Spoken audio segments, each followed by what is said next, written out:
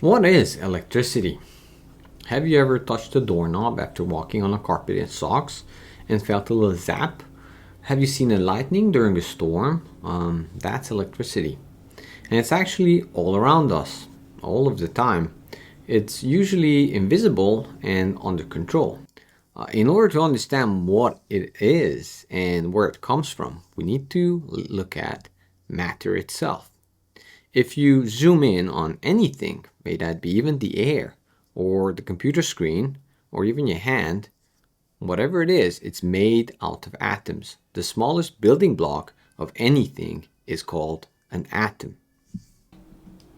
Now, what if you zoom in on the atom itself? You would see something like this. You would see a nucleus, which is the core of the atom, and then around it you would see something called electrons. Now, electrons are negatively charged and the nucleus is positively charged. That is why the electron orbits the nucleus. Some atoms can have multiple of these electrons, some on the same path or some on completely different paths. Now, these outer electrons, because they are further away from the nucleus, are free to travel, especially if you have another atom around it that also has electrons.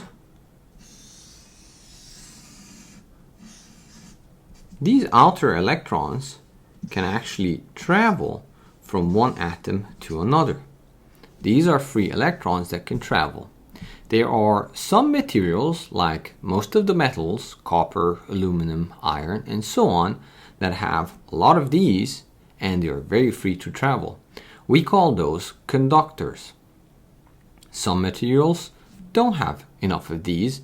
Those are actually insulators. They try not to allow these electrons to travel.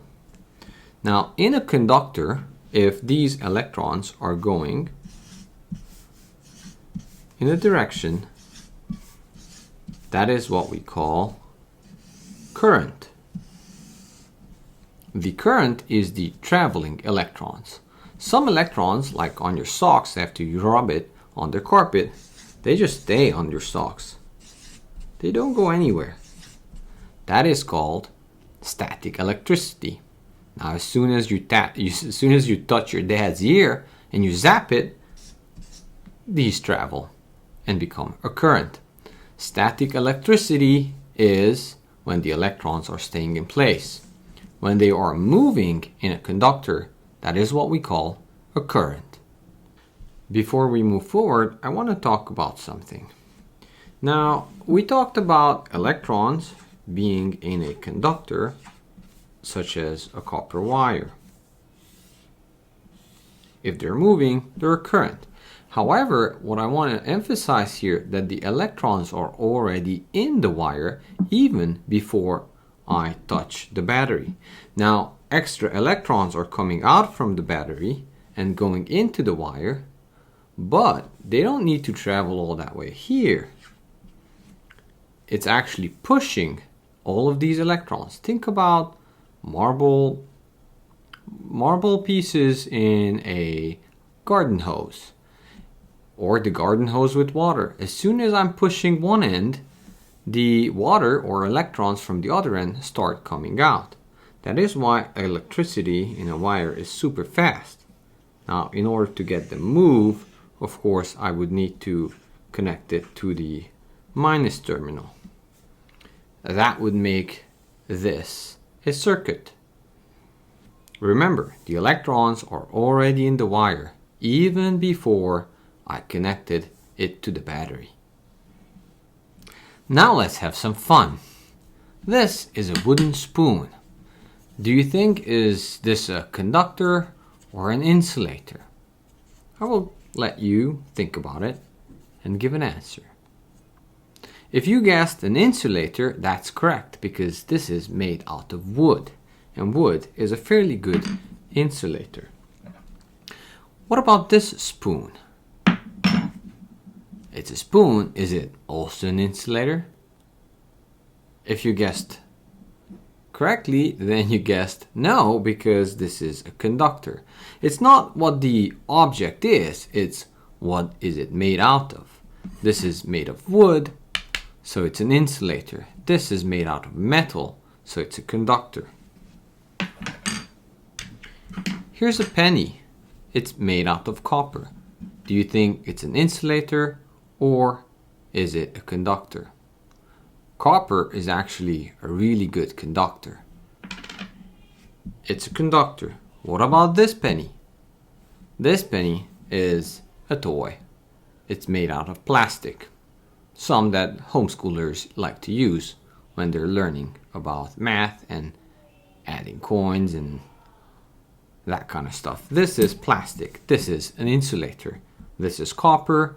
This is a conductor.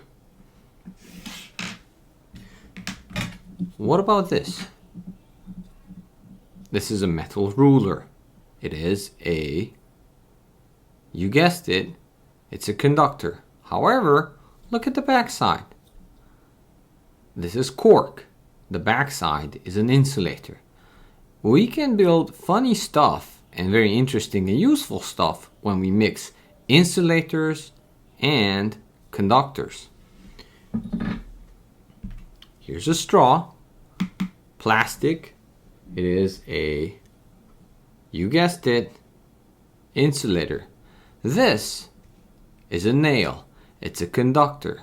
I can wrap this with an insulator. Now I have a conductor inside of an insulator. Can you guess what I'm building here? This is what we call a cable. Cables are conductors wrapped in insulators.